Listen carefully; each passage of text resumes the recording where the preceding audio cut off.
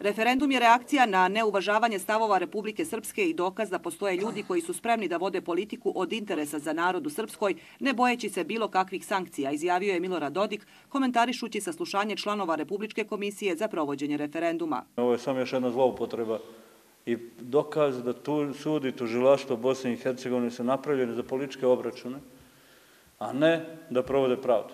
Imali su priliku, to nisu radili i samim tim se pokazali da su suvišni i ukoliko Bosna i Hercegovina ne redefiniše poziciju suda i tužilaštva, oni će izgubiti svoje bilo kakvu autoritet i samim time biti eliminisani, bar što se tiče prostora Republike Srpske. Sud i tužilaštvo BiH provode političku harangu protiv rukovodstva Republike Srpske, smatra Milorad Dodik i ponavlja da se neće pojaviti u tužilaštvu, ali da je spreman da svjedoči u Republici Srpskoj.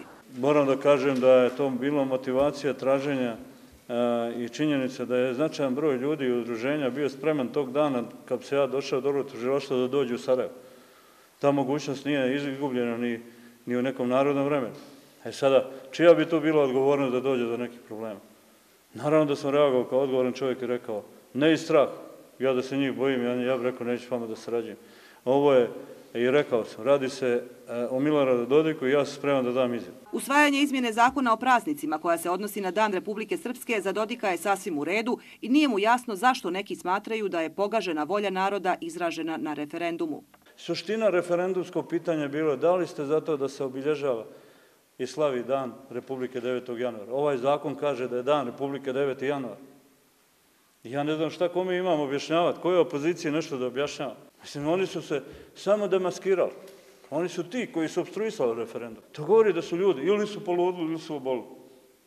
Nema drugog načina da to objašnja. Dodik se inače u istočnom Sarajevu sastao sa ambasadorom Srbije u BiH Stanimirom Vukićevićem i time, kako kaže, negirao neistine da je došlo do zahlađenja odnosa između njega i Srbije.